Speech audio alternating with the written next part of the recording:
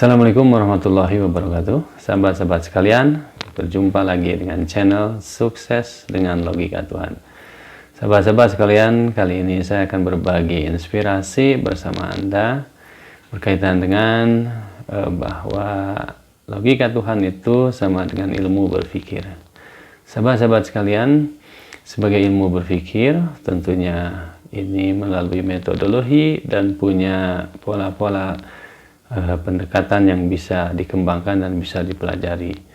Namun dalam hal ini saya menggunakan Al-Quran sebagai sumber berpijak, sebagai landasan dalam berpikir. Nah, sahabat-sahabat sekalian, berpikir itu kalau dianalogikan seperti kita melangkah, maka langkah kita harus ada pijakan. Maka pijakan itu adalah sebagai sebab dan langkah kita itu adalah sebagai pikirannya. Jadi jika kita berpikir, maka pijakannya harus jelas. Sebagaimana kita melangkah, maka kita harus memiliki pijakan. Nah, sahabat-sahabat sekalian, di dalam berpikir saya mencoba menjadikan Al-Quran itu sebagai pijakan. Sebagaimana sudah saya jelaskan bahwa Al-Quran itu adalah petunjuk berpikir, dan di dalamnya kita jadikan informasi-informasi yang ada di dalamnya kita jadikan sebagai landasan untuk berpikir. Jadi sahabat-sahabat sekalian, logika Tuhan itu tidak berangkat dari kebebasan berpikir seperti yang diprasangkakan.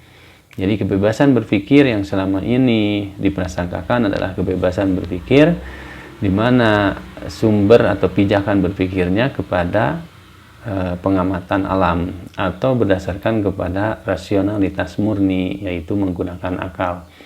Nah, logika Tuhan ini adalah kebebasan berpikir, tetapi pijakannya adalah sumbernya dari Al-Quran. Dan di dalam Al-Quran kita tidak terjebak kepada logika-logika yang tidak bisa dipahami oleh rasio kita secara empiris dan rasional.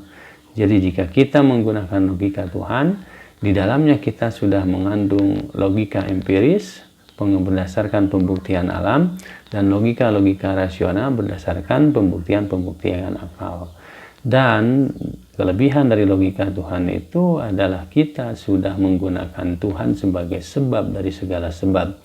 Sehingga ketika kita menggunakan Tuhan sebagai sebab dari segala sebab, maka tidak ada yang tidak rasional karena sebabnya semua Tuhan.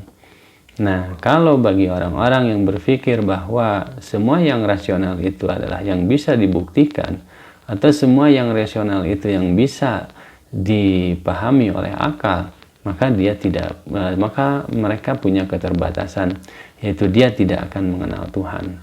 Nah, jikalau di dalam logika Tuhan, maka sebabnya itu adalah Tuhan. Maka jikalau semua sebab adalah Tuhan, maka yang terjadi di alam dan yang bisa dipahami oleh rasio itu semuanya adalah ketentuan dari Tuhan. Jadi berpikir dengan logika Tuhan itu kita punya 3 tingkat kemampuan berpikir, yaitu kemampuan berpikir alam, kemampuan berpikir rasional, dan kemampuan berpikir dalam memahami ayat-ayat Tuhan.